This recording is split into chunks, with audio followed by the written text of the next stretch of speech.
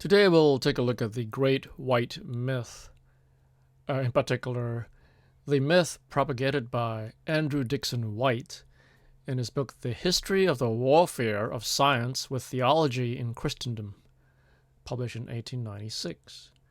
And this is the book that started off the myth that science and Christianity are at odds with each other and in constant war with each other. Let's look at something called the Great Divergence. At a point in history, the great empires of the world, such as China, for example, China had invented and discovered so many things. Cast iron, the plowshare, the stirrup, gunpowder, printing, the compass, clockwork escapements, so many things, and yet, what happened? How did they get left behind? Now, we have to remember that the West was at one time considered the poor man of the world in terms of progress. But something happened. Empires of China and India and the Muslim lands, which were really wealthy and powerful at one time, the West just suddenly overtook them. So again, what happened? The same question was asked by Joseph Needham, who was a very accomplished British scholar and scientist. He was a Marxist who was fascinated with China and its past of discovery and invention and accomplishment. He listed every mechanical invention and abstract idea that had ever been made and conceived in China. And he wrote 15 volumes of the work Science and Civilization in China. During the course of his research, he posed the grand question, as we know it today, Needham's grand question: why the Great Divergence? This is variously dated from the 15th, 16th, 17th, 18th, 19th centuries, but the largest jump was the late 18th to 19th centuries. Why did modern science take its meteoric rise only in the West at the time of Galileo? Why had it not developed in Chinese civilization, which in the previous many centuries was much more efficient than Occidental, the Western, in applying natural knowledge to practical needs?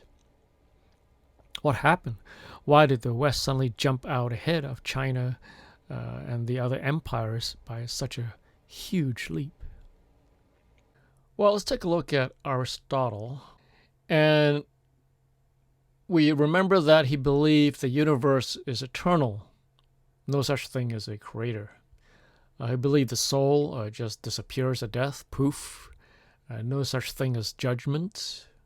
He believed in an impersonal prime mover, the first cause that kicked off everything in the universe. He put reason above all. Logical necessity. There's no divine freedom given to any gods. Everything happened according to reason, which any person could determine if they wanted to sit down in a chair and just think about things for a long time. Reason above all. You could figure out how everything should work and how it worked and why it worked just by thinking about it. And this meant that experience was negated. So, why does a rock drop to the ground? Well, it's in its nature. All kinds of things about how the world worked.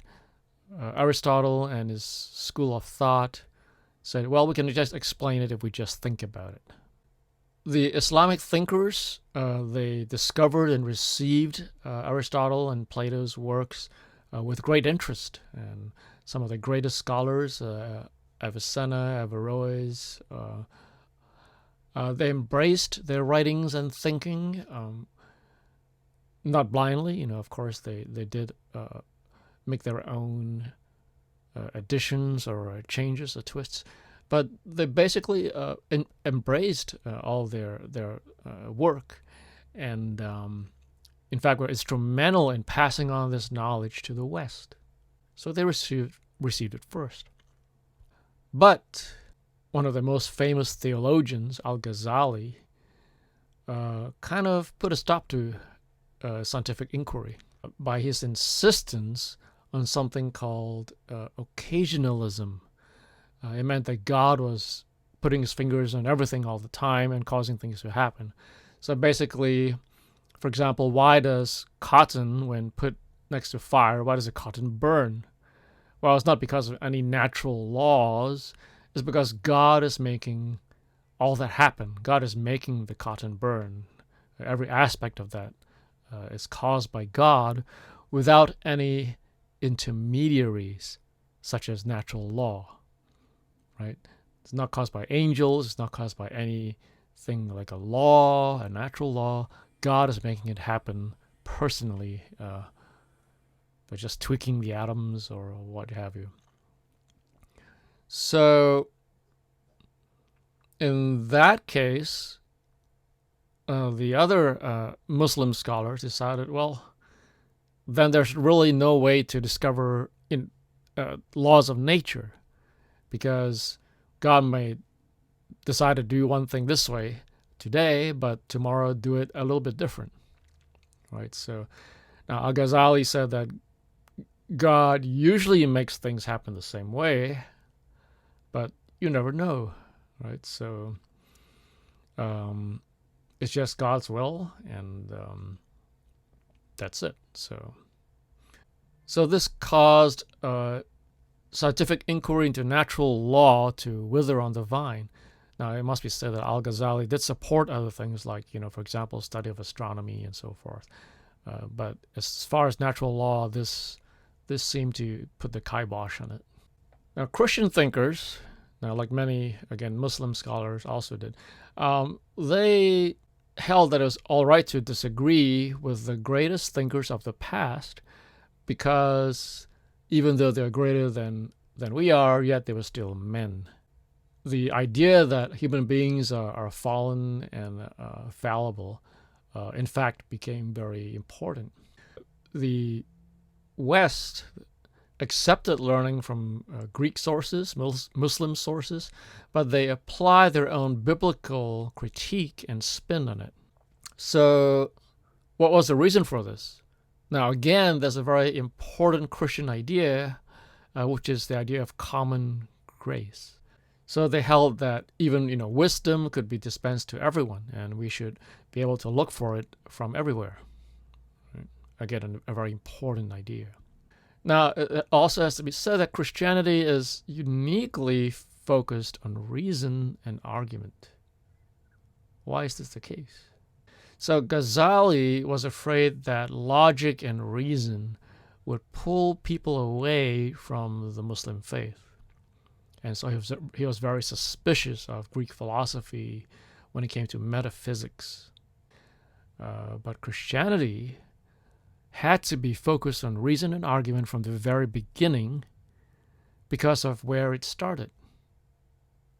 Remember that the whole idea that Jesus was God in the flesh arose in a milieu of a very fiercely monotheistic society, where such a claim would be interpreted as blasphemy, and blasphemers deserve the death penalty.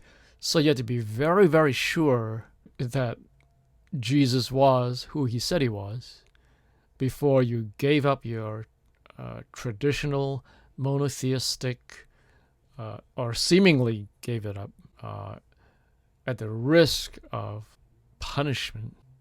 So you had to look at the reasons, look at the arguments before you made that decision in that Jewish society.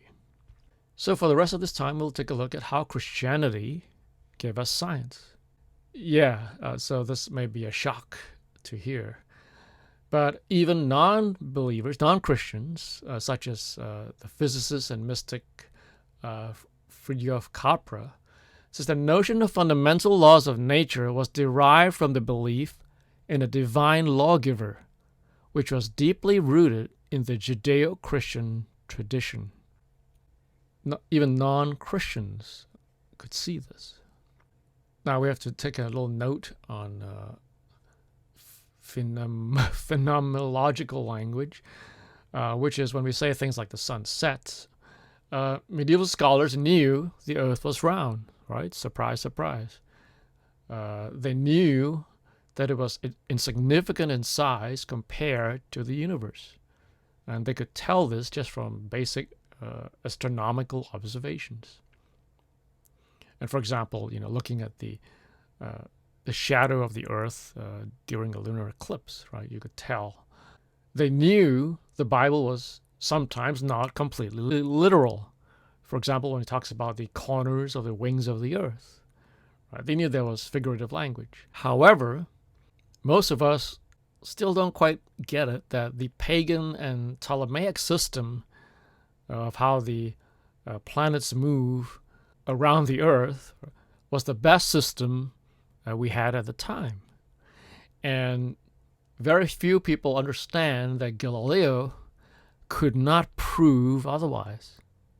In fact, it could not be proven for many, many years after his death. So, are we defending any incorrect and pagan beliefs today? Let's think about that. So, the idea first that God is the creator. If we look at the Judeo-Christian doctrine of creation, it tells us something very important. Nature is real. And nature is not an illusion, right? It's real. Matter is real. The physical world is real. First thing, there's something to investigate. Second thing is God made it good. C.S. Lewis said, matter, the physical world, God doesn't think it's dirty. God invented it. God made it. God made the physical world good. Another doctrine that turns out to be strangely very important to science is the doctrine of the incarnation. Jesus Christ, the Son, the second person of the Trinity, taking on human flesh, human form, becoming a person, a man, a human being. This had the implication, again, against many religious frameworks such as Gnosticism, that the physical world and matter is not dirty or sinful. So other worldviews which denigrated the physical world were hobbled in being able to investigate it because it was considered unholy. But the incarnation changed that, at least for those who adopted the belief, and reminded us that when God created the physical world, and he said that it was good. So the physical world in itself is not sinful or unholy. It is worthy of our attention. And this became part of the motivation to explore the physical world, the creation. Another thing we see about the doctrine of creation is that God made a garden, not a God. So the creation is not something to be worshipped. It's something just created by God. Very important belief. It's created by a rational, reliable creator. Right? You could count on him. He wasn't going to be pulling your leg, from one minute to the next. Again, very important in scientific discovery. Now we contrast this to the pagan belief in many gods, right, who are capricious. You could never tell what they were going to do. They're mischievous, unreliable. Very, very important basis for scientific discovery. God is rational and reliable, trustworthy. Well, we might think, so what, one God? But Nobel Prize-winning chemist Melvin Colvin puts it this way about the assumption that the universe is orderly. He says, the universe is governed by a single God and not the product of the whims of many gods. This monotheistic worldview seems to be the historical foundation for modern science. So if we take a look at the order of thinking, a rational God producing an orderly creation. From this, it is so orderly that Einstein and many others of his caliber, from seeing this order in creation, they could intuit that it came from a rational mind. Now, God is trustworthy. How important is that? So, the idea that God is a trustworthy, wise, and orderly creator, again, was very important to scientific discovery. For example, Copernicus, he sought a better and more elegant cosmology based on this concept, right? From calculating a discrepancy in the orbit of Mars, an 8-minute discrepancy, which he called the gift of God, he managed to confirm a new cosmology where the Earth and the other planets rotating around the sun. But this was all based on the idea that the creator God was wise, and he created something elegant and beautiful. Now, of course, I've been taught to complain, how come the Catholic Church didn't accept heliocentrism right away, and so forth. But again, we have to remember that there are many, many questions which Galileo still could not answer. So we'll tackle that another time. What about the idea that God is a lawgiver? And here we have a kind of a funny presentation of how cowboys would phrase it. The cowboys' 10 commandments: just one God and nothing before him. Second commandment: watch your mouth.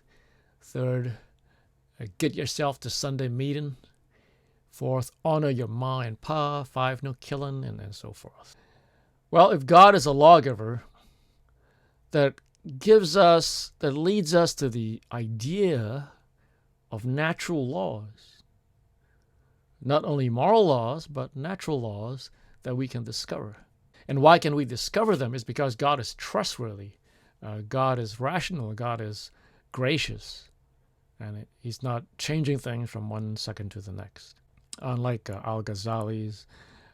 Remember, Al-Ghazali didn't claim God did that, but he left that possibility so wide open that they just said, what's the point, right? But here we see the reverse. Now, the idea that God is free, again, something that Al-Ghazali kind of took a little bit too far. But also it's important when we consider the Greek idea, Aristotle's idea of forms. The idea that, for example, when you see a chair, you're kind of seeing just a kind of a shadow version, an imperfect version of, the real form, perfect form of a chair existing, somewhere, okay, in heaven or what have you. This idea of forms, however, was, of pre-existing, right, and eternal was kind of limiting, because even the gods would be subject to those forms. And again, the idea that reason determined everything and explained everything, again, was putting human reason too far above explaining the natural world. And that's why the Greeks kind of gave up on trying to explain the natural world by reason, because some things just didn't make sense. For example, human reason might say, well, the orbits of the planets would be perfect circles, right? I mean, we're talking about perfection, so they'd obviously be perfect circles. Now, of course, we know that's not true. They're ellipses. Or, for example, that no such thing as a vacuum. Nature abhors a vacuum. But, again, human reason fails. Just a picture of a form, albeit an imperfect form. So the idea that God is free, if we look at the something called the Condemnations of 1277, the church affirmed that there are no limitations on God. He's not bound by our reason. Now, of course, this doesn't mean that God can do things that are contradictory, right? But it just says that he's not bound by our reason. For example, God, you should have done this because that's what reason says. God will do this because that's what our reason says, right? It affirmed that God created the world, the universe, from nothing. The idea of voluntarism, God's absolute power versus ordained power. God can choose what to do with his absolute power. And all this is versus the idea of necessitarianism, which said that God is bound by what we can figure out with our reason. So if God is free in these senses, what does it mean? Well, to understand the world, we need to observe it and find out what God actually decided to do. So things could have happened in a number of ways, right, based on reason, but God ordained, God chose particular ways, particular laws. So we need to observe the world and experiment. So, for example, we'll look at Averroes' Neoplatonism. He believed that projectiles have to travel in straight lines, right? Because reason, that's what reason would tell you. Aquinas said, no, God's not constrained by our reason. We need to look at the world, examine the world as it is. For example, God could have created other worlds, right? So, for example, God also could create vacuums. Another important idea is that we were created in God's image. So rational God creates a rational world and rational human beings. Now, the idea that he's a loving God also is very important because, why? Now, this may not be immediately obvious, but it gives us the possibility of understanding the world and thinking God's thoughts after him, as the scripture says. And in Proverbs 25, verse 2, in fact, it said, understanding and discovering God's mysteries is the glory of kings. Now, this is unlike for example, the Chinese viewpoint.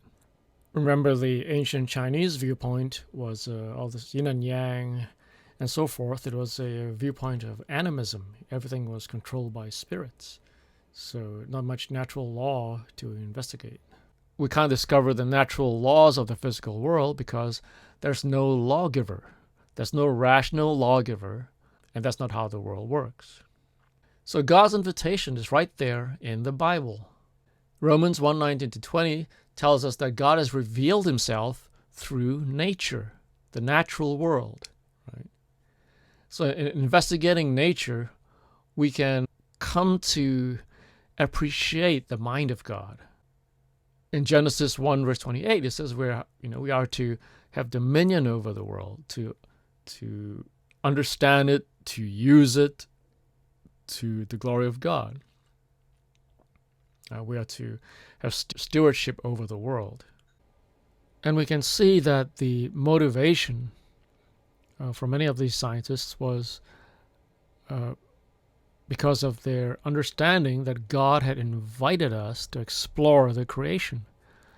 So, for example, Kepler said, I had the intention of becoming a theologian, but now I see how God is, by my endeavors, also glorified in astronomy, for the heavens declare the glory of God. We see how God, like a human architect, approached the founding of the world according to order and rule, and measured everything in such a manner. And Newton, of course, said, this most beautiful system of the sun, planets, and comets could only proceed from the counsel and dominion of an intelligent being. Lord Kelvin, who proposed the first and second laws of thermodynamics, said, do not be afraid of being free thinkers. If you think strongly enough, you will be forced by science to the belief in God, which is the foundation of all religion. You will find science not antagonistic, but helpful to religion. Max Planck, of course, famous for quantum physics, said both religion and science need for their activities the belief in God, and moreover, God stands for the former in the beginning, and for the latter at the end of the whole thinking. For the former, God represents the basis. For the latter, the crown of any reasoning concerning the worldview. Werner von Braun, who famous again for rocket science, said, an outlook at the vast mysteries of the universe should only confirm our belief in the certainty of its creator. Faraday said, the book of nature which we have to read is written by the finger of God. Joule, whom you know from electricity, said, after the knowledge of and obedience to the will of God, the next aim must be to know something of his attributes of wisdom, power, and goodness as evidenced by his handiwork.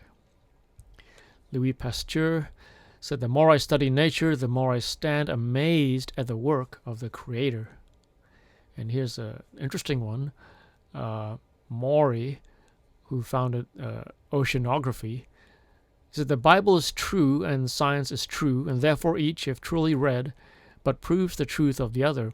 And in his case, reading in Psalm 8, verse 8, the seas have paths, he set out to discover the ocean currents and establish a shipping map. And despite being mocked for this, he proved that the Bible was right. And now all navigators rely on his work. Sir Francis Bacon said, it is true that a little philosophy inclineth man's mind to atheism, but depth in philosophy bringeth men's minds about to religion. For while the mind of man looketh upon second causes scattered, it may sometimes rest in them and go no further. But when it beholdeth the chain of them confederate and linked together, it must needs fly to providence and deity. And Galileo said, the laws of nature are written by the hand of God in the language of mathematics. And in history, indeed, we see this invitation was accepted by Christians. Right? They would be called Creationists today. And again, here we see that creationism, or belief that God created the world, far from being any kind of impediment to scientific investigation, was in fact a motivation. So we see a Robert Grosseteste, a Franciscan bishop, who proposed the inductive experimental method. Roger Bacon, who was, again, a Franciscan monk, who came up with the idea of verification by observation. Then William of Ockham, another monk, who came up with the idea of Occam's razor, looking for the explanation that posited the least number of entities, the simplest explanation. Bourdin, who came up with probability and impetus theory.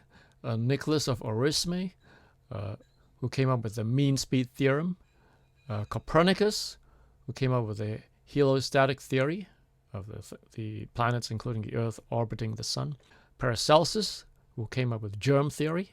Francis Bacon, another monk, the practical creator of scientific induction.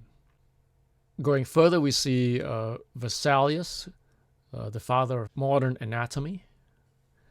And in a very curious and fortunate twist of history, the Catholic Church authorized an autopsy to find out how someone died, and this led to the basically the science of anatomy in the Western world.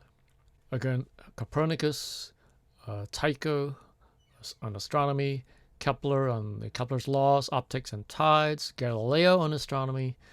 And on Galileo, we'll tackle that another time, but we'll see that, ironically, Galileo was being unscientific on insisting on heliocentric theory when he did not have enough proof. Ironically, the church was being more scientific in demanding proof, and he didn't have it. William Harvey on blood circulation, Blaise Pascal on pressure, and Robert Boyle and Boyle's law. And we contrast this to the picture of anatomy from medieval Islamic texts. They did not allow dissection, right, on humans, and they were stuck in a very crude idea of human anatomy based on analogies to apes, for example.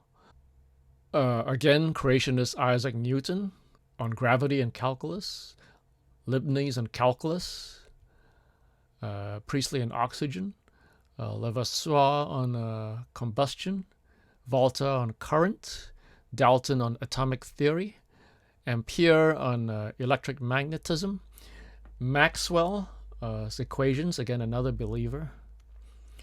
So again, Ohm on resistance, Faraday on Faraday's laws, Simpson on chloroform and ether, Pasteur on microbiology, Mendel, who was a monk, on genetics, unfortunately misused and misrepresented by evolutionists, but we'll talk about that another time.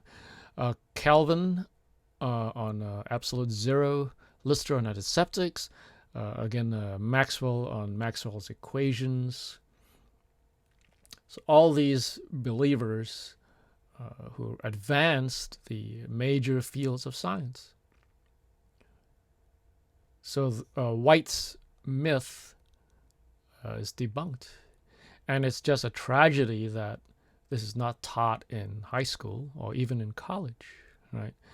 So unfortunately, the what we call academia is woefully lacking in these terms. So we see that the myth of science versus Christianity was perpetrated by White, and interestingly enough, Bertrand Russell's co-author of the Principia Mathematica, Alfred North Whitehead, shocked Western intellectuals in 1925 when he concluded that Western science sprung from the Bible's teaching that the cosmos was the product of the intelligible rationality of a personal being. The reason that science arose in the West was this concept that the universe, the physical world, was created by a rational personal being. And the implication, of course, that China failed to develop science due to lack of this belief in a divine lawgiver. So Christianity is not just about pie in the sky, it's about pie on the table, here and now. And as Louis Pasteur said, the more I know, the more my faith approaches that of the Breton peasant. So I hope this kind of clears up some of that great myth for us today. And I'll see you in another video.